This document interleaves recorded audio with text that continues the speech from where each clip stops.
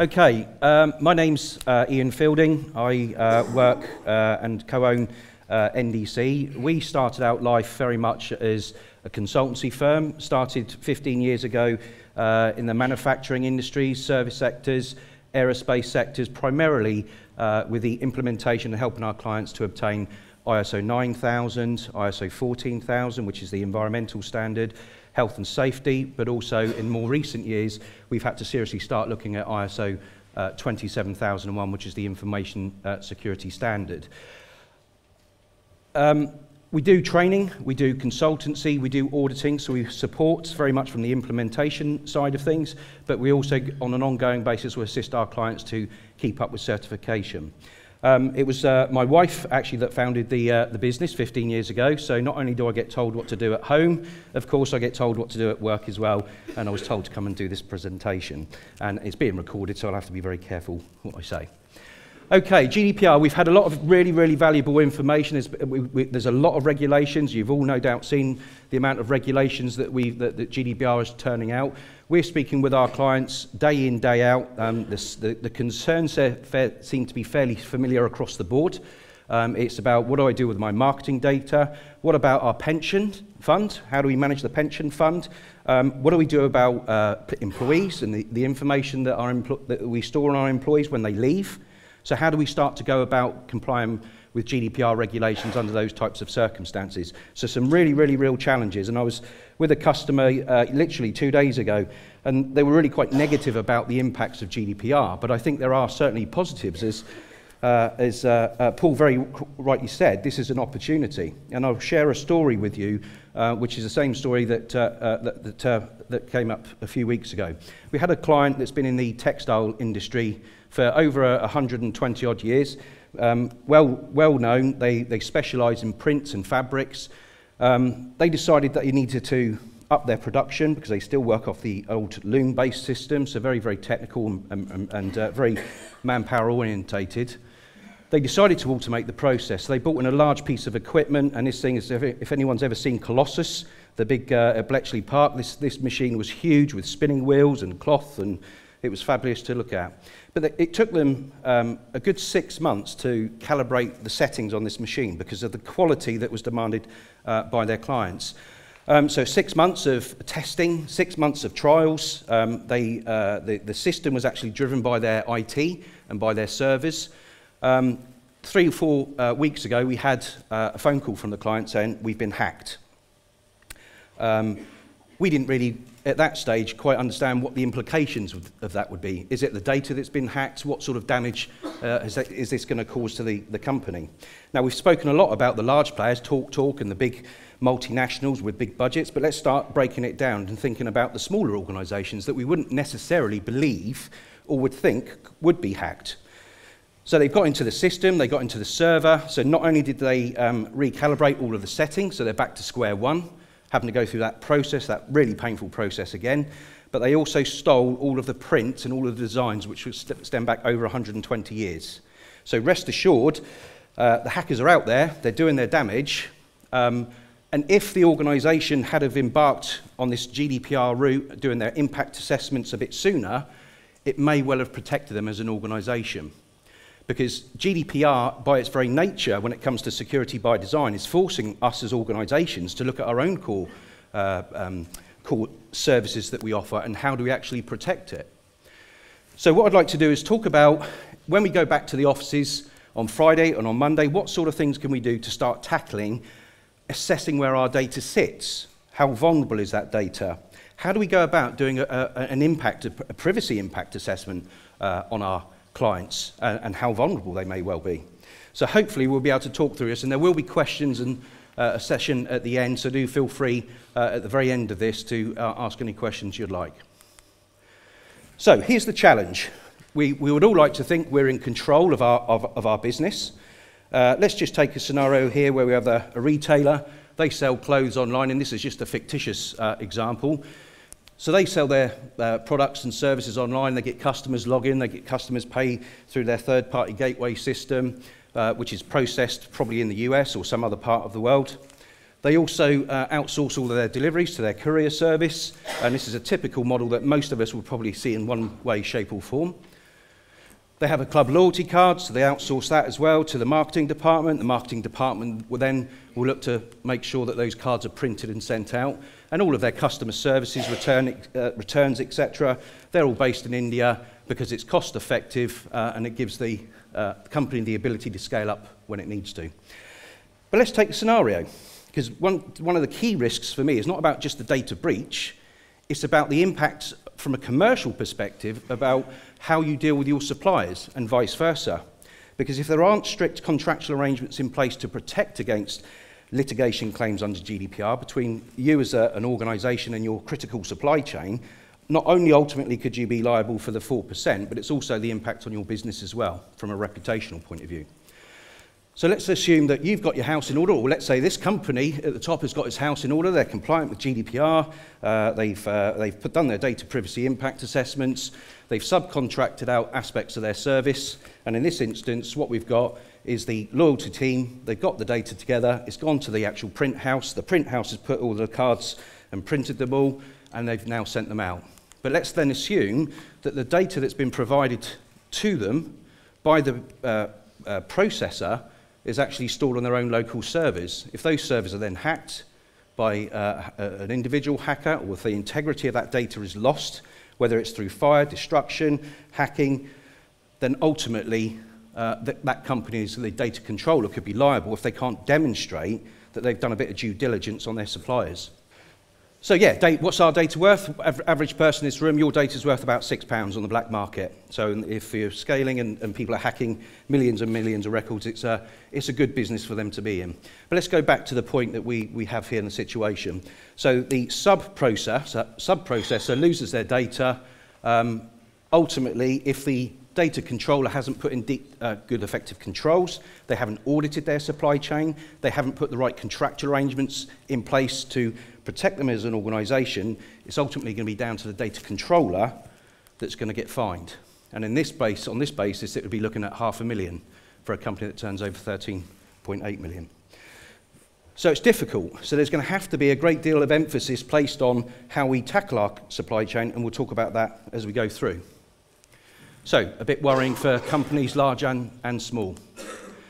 I think we're all fairly aware of what a data subject is. That's me and you. We're aware of what the data controller is, a separate entity. If you've got your Christmas card list and your personal address book, that's safe. You can still send them out, and if you lose it, you don't have to report it to the ICO. You're fine. So you can't use the excuse that you didn't send Christmas cards this year because you were concerned about a data breach. We understand what the duties really are, I think, as a processor, but there's lots of information around there to help you determine that. So how do we go about actually implementing the work that needs to be done? Because typically what we've heard is IT, they're getting the job. They're the technical people, they're going to have to do the work. And it's very, very unfair on the IT department, because actually what we're talking about here is risk management. This impacts every aspect of the business, and it's through the data mapping process and engaging with other key players within the organisation that starts to be highlighted. So, decision makers, finance director. Why do we need the finance director involved in this? Well, they're the ones that are going to open up the purse strings if you need to look at renewing your IT infrastructure. They're going to be the ones that will provide the finance to make this happen. Employees. As of the 25th of May, there's going to be a lot, I think, of employees that are, and data subjects that are aware of their rights, but it's important that as a business, all of our employees understand what the impacts would be if there was a significant data breach, and that's going to come through effective training and awareness, because if they don't understand what the implications will be, they probably won't get on and do what you ask them to do, and making it personal to them. IT services is obvious, security by design, but looking at the risk management team, in the same way that you would assess the risks in your legal register, whether it happens to be from a health and safety perspective, an environmental perspective, a quality perspective, the risk management team need to be aware of what the implications are, not just from the 4% fine point of view, but could it actually end up losing them a contract? Because if something does go wrong, it may well be that they become, one of their customers turn around and say, we don't want to do business anymore because of the damage to reputation. So these are the sorts of people that need to be put in, into the team to deal with GDPR. So key suppliers, take the top 10 suppliers, identify who your top 10 suppliers are, and start asking the question, where are you on this journey when it comes to GDPR? Because if they mess up, and you can't demonstrate that you've engaged with that supplier, again, ultimately that could well have an impact, a dramatic impact on your business as well. HR departments. Okay, so we understand that we're holding information from an HR perspective, and the employee's given us consent, both from a point of view of consent, literally as in contractual arrangements, but what happens when the employee leaves? How long can we actually justify keeping that data for? Can it be indefinite? Well, we need to start to define the length of time we can keep that data, because there's going to be, on the lawful basis, you're going to need it for inland revenue, for HMRC. So we're going to need to capture this, and we're going to need to break down what data we need and what data we don't need. Okay. Do you need to appoint a data protection officer? Well, I think we've covered enough on DPOs. If you're holding medical records, sensitive information, high-risk categories, you may need to appoint a DPO, and they should be in on the conversations. So, like anything in life, if we need to understand where the risks are, we need to understand where the hazards sit. So, and the hazard in this sense is going to be the data, potentially, the weakness of the organisation if that data was compromised. How much data have we got? Where's it stored? What type of data? How are we protecting it? How long are we going to keep it? And what's the lawful basis for keeping that data? These are the sorts of questions that we need to ask. So, how does that come out? A nice, simple data map. It took me a little while to work it out, but this is the exercise that we need to complete. But if individuals start thinking, well, I'm now going to try and assess the data flows, the life cycle of data that we hold within our organisation, and I'm going to do it for the whole organisation, it will take them forever and a day. So the department heads, the IT people, your customer service team, your marketing departments, they should really start to be responsible for their own data mapping, because they understand their aspects and their job better than probably anybody else. So, like anything, if it looks complicated, break it down. So let's just take payroll as an example. And this is quite a crude method of data mapping, but it's effective. So, break down your organisation. We didn't put customer service. Oh, we did put customer services on there. Good. So you've got payroll. Let's look at what data we store when it comes to payroll. Okay, so we know we've got the staff data, we've got their bank details, sort code. We know that we've got their salary information, their pay grade. We hold that detail on file. We know that also we have their phone numbers, their email addresses, and just about pretty much everything that you would expect to need to be able to make payments to an individual. And we also have their tax information as well. So, one department, the data we hold on the data subject. Now let's start breaking it down further to justify on what lawful basis are we keeping this information, and at what point does that lawful basis potentially change, i.e. if they leave the company. Okay, so we store the information on the bank details on Sage or some other payment system that enables you to make the payments. We know that the salary information is held on an Excel format or a Word format, whatever it happens to be, but all of the other records are actually stored in a paper file. And I was with a customer 2 or 3 days ago, and we were talking about this subject, and I asked the gentleman, I said, how often, or where do you actually store all your HR records? He said, oh, in the cabinet. I said, how often do you actually go through and review whether you should be keeping that information? He said, well, not very often. I said, well, how big's the room? He said, it's really, really big. And I said, well, when do you decide to get rid of it? He goes, we don't, we just take another room. And that was the mentality, and I think most of us can probably equate to that, because there's always that room with redundant stuff and files in it. So, we know the data stream, the workflow, we know it's held in maybe a Sage Excel format. We understand that some of it's locked in a cabinet, some of it may be in a room. So how's it stored? Then how do we actually move this data around? When it's in flight from A to B, so is it electronic or is it a physical file? Because quite often we talk a lot about digital footprint when it comes to GDPR, but what we're not really discussing is also the physical files and the paperwork and the documentation that we all keep, which can go back historically 20, 30 years. And if we look at health surveillance records, for argument's sake, from a health and safety perspective, up to 40 years we're expected to keep that information. So we've got some challenges. but it's doable. So we know what the different types of consent are. So we've got consent as explicit consent, legal obligation, public task, contract, vital interest, legitimate interest. So what sort of consent and lawful basis would we attribute to these data flows? So under lawful basis, well, we all want to get paid. I know I want to get paid at the end of the month, so I'm giving my employer absolute consent to pay me and to hold my details. It may well be also the fact that it's part of the contractual arrangement. So I would then decide whether we've got consent as an explicit consent. When it comes to information about salary and pay grade, that's part of our contractual consent, so we're starting to break it down. We've also got consent when it comes to holding my email address, my telephone number, just in case they need to get hold of me and tell me that I'm going to get a pay rise, which doesn't ever happen. And legal obligation, because we have HMRC that will come back 6 years down the line and say, I want to see the records, please, and you've got to give them those records. So as long as you can justify why you're keeping that information and in what context you're keeping that information, then you're meeting the requirements of GDPR. So from a legal point of view, you could, if someone said to you, okay, I want you to delete my data, you could say, well, look, we'll delete aspects of your data, but we're going to keep hold of other parts of the data because we have to, based on our legal obligation as an employer to HMRC.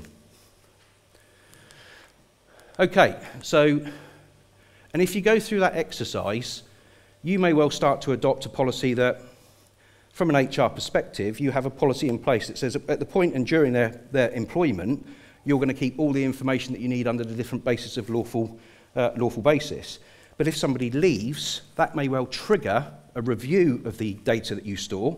So it may well turn out that you say, well, we're going to delete next of kin information because we don't really need that. There's no lawful basis for keeping that information.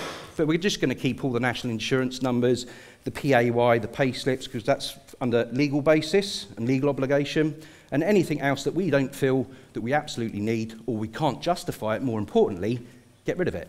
And then have a review period. So after the 6 or 7 years, whatever it is when HMRC decide that you no longer need to keep the records, that could be the point where you delete it and finalise it. So, we've gone through that exercise. Now let's break down where we store it. So we know that some of this information is stored on our server. Let's take accounts, for instance, again. They outsource the payroll, goes to an accountancy firm, they do all the pay slips, they send all this information back, and it actually gets stored on the local server in your office, or it could be backed up to the cloud, or it could be wherever it happens to be. This is the trigger point to then start talking about and thinking about the information security impact assessment and also the data privacy impact assessment. And the key difference between the two, information security impact assessment is very much look at your IT hardware, what's the risk if it goes down, if the hard disk goes and there's no backup, that's an information security impact assessment. What the regulations require of us all are to look at our data subjects and to assess what would be the impact if this information got into the public domain. Could it potentially harm them from a financial point of view? Could it harm them from a point of view of their reputation or any other circumstances? So, how many people in this room have ever done a risk assessment? Those dreaded, horrible risk assessments. Yep, I can see it. Okay. Follow the same methodology. It's that straightforward. But all we do is we change some of the terminology. So, we know it's on the server. We know that there is a threat potentially to a server. We could have a fire in the building. We could have a number of things that could take place. So, it could be a threat to that data, could be through viruses, and Paul's spoken extensively this morning about the threats that are out there from hackers. It could be vulnerabilities on the Wi-Fi. It could be the use of USB sticks. Again, I was auditing a chap in a company, and I said, "How much data do you hold on your laptop?" He said, "Well, I've got the main bits and pieces that you would expect to keep on my personal laptop, or the works laptop rather." And then his colleague dropped him right in it and said, "Oh yeah, but what about the 7 years worth of emails that you're storing on the portable hard drive?" What portable hard drive? Okay, let's go through that. What's your policy at work say when it comes to using personal equipment in the workplace? He brought up this lovely policy. He's feeling really proud and chuffed that he was able to find the policy on the use of personal equipment on company hardware. He then went out and bought this hard drive. He stores 7, 8 years, I said, worth of emails relating to anything and everything over the number of years. It wasn't encrypted, and he was plugging it straight into the works laptop, which then linked straight to the mainframe servers. So a little bit of an issue. I had to raise it, but he understands why. So use of plugins, USBs. Again, there's many technical people in this room. You understand all of this, but for those that don't understand it or not technically minded, these are the sorts of threats that are out there. Fire, flood, these are the key things that a lot of people miss off when they're doing technical risk assessments, but it's a pretty obvious one. Okay, so we understand where the threat levels are and where they can potentially, how they can potentially impact us, whether it's through viruses, phishing scams, unencrypted laptops, weak passwords. So how do we start actually physically going through the data privacy impact assessment? First of all, let's look at where the real risks are. Well, the loss of the hard drive, or the loss of the server, the loss of the data full stop, whether it's on a cloud or whether it's on a localized machine. What would be the impact to the employee if that data was lost? And let's just take it, let's go back to a small company. Let's go back to an organization with perhaps 20 or 30 people that work for the organization. You've got the lady in payroll. She's got the password. She's got all of the information about when payments get made, how much they get paid. If, for instance, all of that information was lost, then I would say that would be a pretty significant impact to the individual. Look at the impact. In this case, it would be high. Likelihood, well, it could be 1 to 5. It could be very likely, unlikely, somewhere in between. And you can come up with your own systematic approach, and this is just an example. And if anybody would like copies of some data privacy impact assessments or information security risk assessments, if you email me, info@ndcmanagement.co.uk, I'll be happy to share some examples for you, which will give you a fairly good idea. So we understand that the likelihood's fairly high at 3. What are we going to do about it? So where's our risk treatment? How are we going to try and demonstrate to the ICO, if they came in, that we've taken all reasonable steps to try and mitigate the risk?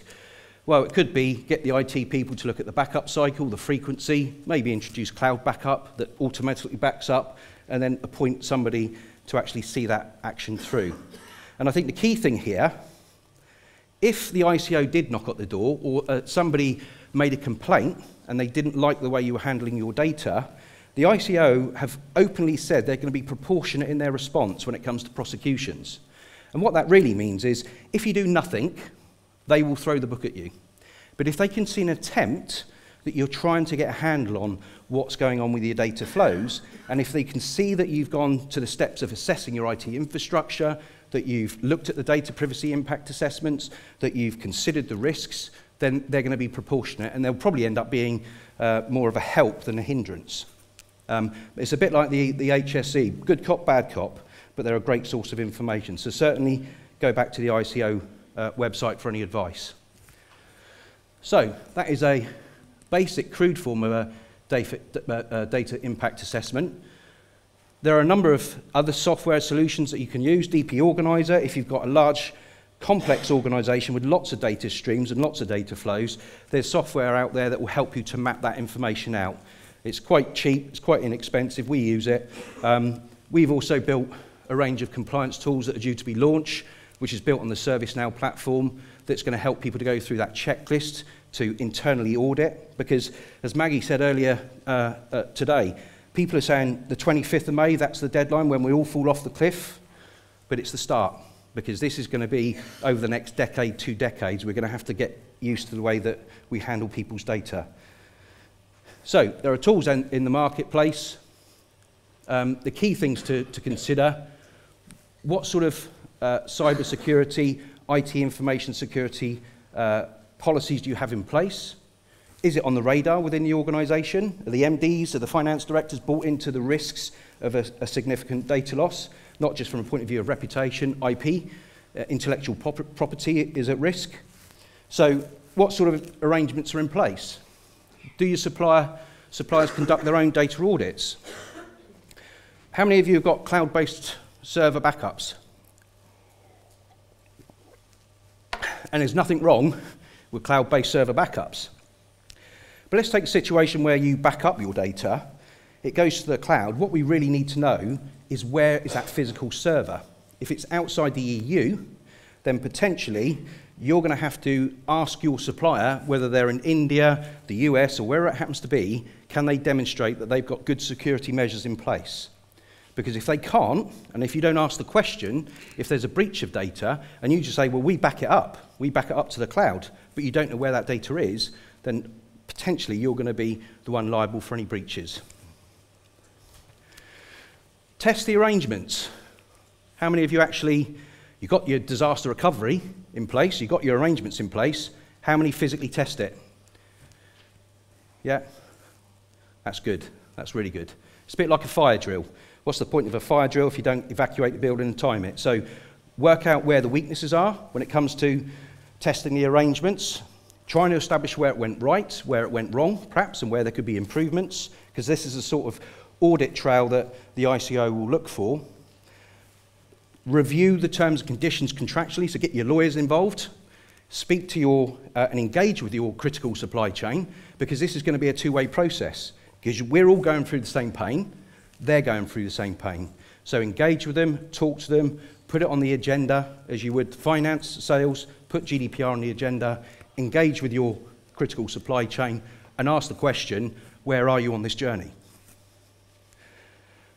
And make sure the supplier's infrastructure is maintained. If you can't get proof and evidence from them, physically go and see it yourself, or get your IT people to go and physically visit your customers from an audit point of view once a year or whenever you need to, just to demonstrate you've got a handle on it. So, how many people have got ISO 27000 already? Good. It's a great framework. ISO 27000, and this is not just a sales pitch, ISO 27000 has been widely recognised as a really good framework to tick off the challenges of GDPR. And I would say, if I go into an organisation and they've got 27000 from a GDPR compliance point of view, they're 70% there, because they've got effective policies, use of policies of memory sticks, use of public Wi-Fi access, use of their own personal kit, and when they should and when they shouldn't download. And that's a majority of what GDPR is requiring under security by design. So 27000 framework, it really interrogates your IT infrastructure. It's globally recognised, and I think certainly those organisations that are in the IT business, whether it's web development, whether it's cloud hosting, some sort of cloud solution, almost certainly 27000 will be a demand as time goes on. As ISO 9000, when we do our PPQ questionnaires and we go for tenders, ISO 9000 and 14000 were very much on the agenda.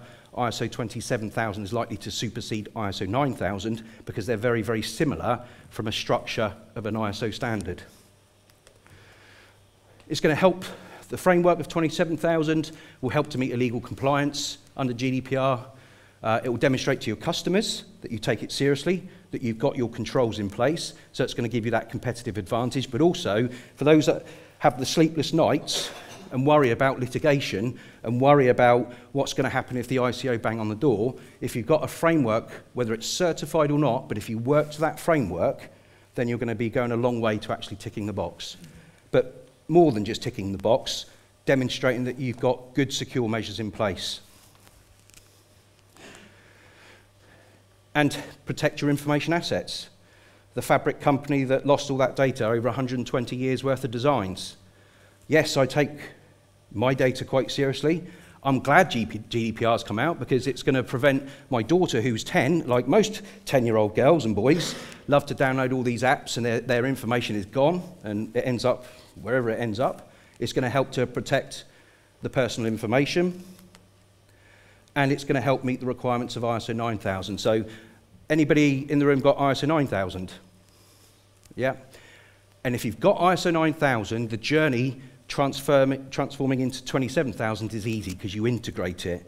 So all of the main clauses of ISO 9000 apply to ISO 27000, but the key difference is Annex A, which is going to ask lots of questions about your IT infrastructure and your security arrangements, but the rest of the processes and the controls are going to be in place anyway. So you can integrate the two systems, so you have one robust system, one dealing with your quality output, the other one dealing with your information security output. That's it. Thank you very much.